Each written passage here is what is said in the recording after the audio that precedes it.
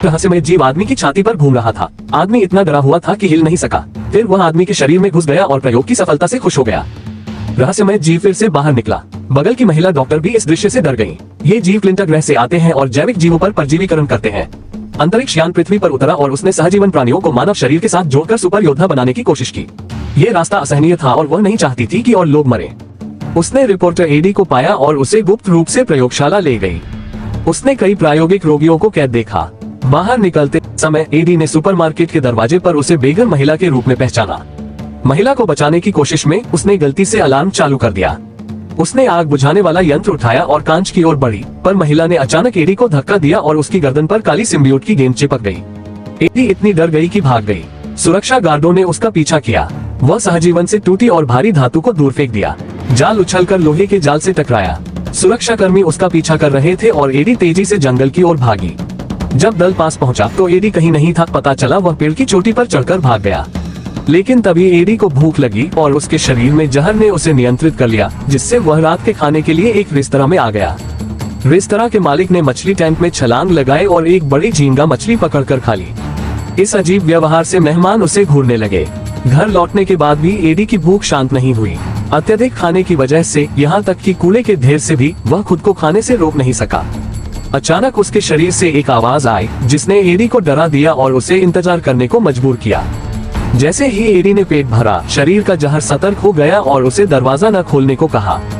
कई ताकतवर लोग अंदर घुस आए और एडी को जहर देने की धमकी देने लगे, जिससे उसका गठबंधन डर गया। अचानक एडी ने हमला करने लगा और एक एक को फोड़ने लगा। फिर खिड़की से भागकर दूसरे बिल्डिंग में चले गई। नीचे जाके एक मोटरबाइक नेकी भागने लगी और दुश्मन ने पीछे फॉलो करने लगा। वेनोम में बार बार एडी को बचाने लगी और बाइक चलाना पर मदद करने लगी। पीछे देखे चलते चलते गाड़ी के साथ टक्कर लगकर गिर गए और एडी हट पैर टूट गया। फोर्स वेनोम अंदर से बाहर निकला और एडी को फोर्स टिक कर दिया। वेनोम ने अचानक हमला किया और फिर भोजन करने को पलटा, लेकिन एडी के पास झील में कूदकर भागने के अलावा कोई विकल्प नहीं था। इस समय वेनोम पहली बार अपने शरीर से बाहर निकलकर आमने सामने था। वेनोम ने कहा कि वह आदर्श सहजीवी की खोज में पृथ्वी पर आया था। एडी ने साबित किया कि इंसान योग्य है। अब जब तक आप अंतरिक्ष यान वापस ले जाते हैं, आप सामान ला सकते हैं। पॉइजन लीफ ने कहा कि हम सहजीवी हैं और आपके विचार समझ सकते हैं।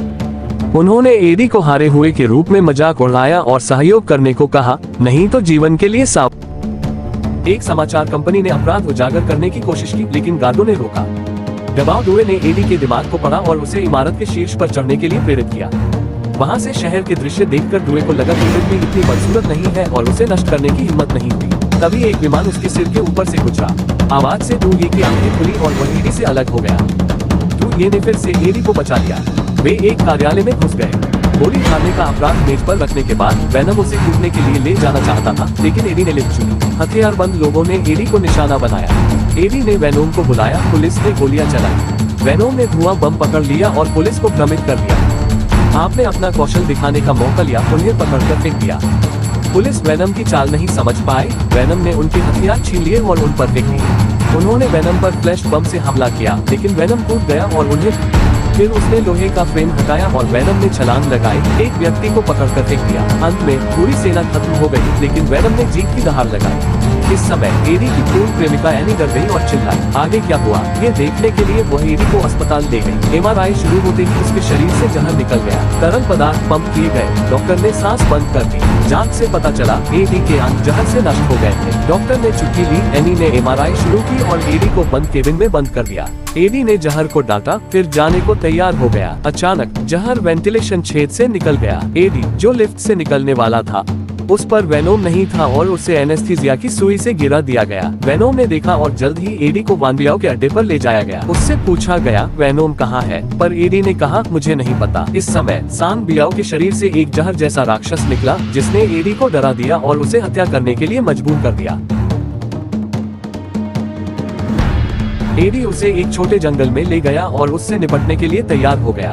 एक काला हाथ बढ़ा। उसने एक कॉल लिया और यह पहले से भी अधिक नाजुक था और वेनोम को फिर से स्थानांतरित कर दिया गया।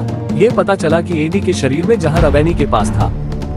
फिर उन्होंने एनी को पॉइजन लीफ छोड़ने के लिए कहा और एडी को दंगे को सुझाने के लिए तैयार होने का निर्देश दिया। पॉइजन लीफ ने एडी के सामने कबूल किया कि वह मूल ग्रह पर एक हारे हुए व्यक्ति के रूप में उपहास किया गया था, लेकिन अब हम दोनों पृथ्वी पर संयुक्त रूप से सबसे मजबूत राजा हैं। अब से हम यहाँ रहेंगे और पृथ्वी की रक्षा करेंगे। दंगे पर विजय प्राप्त हुई और फिर वे दंगे को रोकने का प्रयास करते हुए सांबियाओ के उपग्रह प्रक्षेपण बेस के आसपास दौड़ पड़े और एक अंतरिक्ष यान में पृथ्वी छोड़ने का प्रयास किया। दोनों पक्षों के बीच एक बड़ी लड़ाई अपरिहार्य थी। उन्होंने देखा कि दंगा एक हाथ को बड़े आकार में बदल देता है, पैर सीधे जहरीले पत्ते की ओर फेंका जाता है और दूसरा हाथ आरी में बदलकर जहरीले पत्ते पर प्रहार करता है। जहरीला पत्ता उसके हमले को रोकने के लिए एक ढाल में परिवर्तित हो जाता है और फिर उसे लात मारता है। ये झटका दंगे को पूरी तरह से गुस्से में भड़का देता है। हाथ तेज ब्लेड में बदल जाते हैं और जहर पर हमला कर देते हैं। सभी दिशाओं में चकमा देते हैं और फिर दोनों पक्षों ने एक साथ लड़ाई की। जहर को कसकर पीछे धकेला गया। दंगा को दबाने के लिए अप्रत्याशित रूप से दंगा पीछे से बदल गया। इसने कई सुइयां बनाई और जहर को ऊपर से जोर से मारा। फिर जहर को हिंसक रूप से दूर फेंकने के लिए एक बड़ी लोहे की छड़ का इस्तेमाल किया। दूर से लांचे तक फेंक दिया जहर और फिर एडी के शरीर से जहर निकल गया था और वह दंगा द्वारा खाया जाने वाला था। एडी ने हाथ बढ़ाया और फिर जहर में विलीन हो गया। दोनों ने फिर संघर्ष किया और जहर सीधे एडी के शरीर में गया। जहर ने फिर शरीर से बाहर निकलने के लिए अपनी शक्ति का उपयोग किया।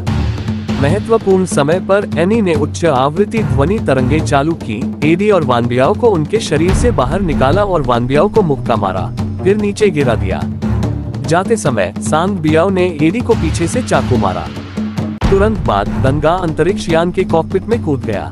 उल्टी गिनती महत्वपूर्ण क्षण में थी और जहर ने एडी को बचा लिया। अंतरिक्ष यान के लॉन्च होते ही उसने तीर मारा और कीट को गिरा दिया। फिर रॉकेट फट गया और दंगे ने एडी को निगल लिया। अंत में एडी और पॉइजन लीफ मिल गए और साथ रहने लगे और अध्याय 3 में वेनम के साथ समझौता किया कि वे केवल बुरे लोगों से निपटेंगे।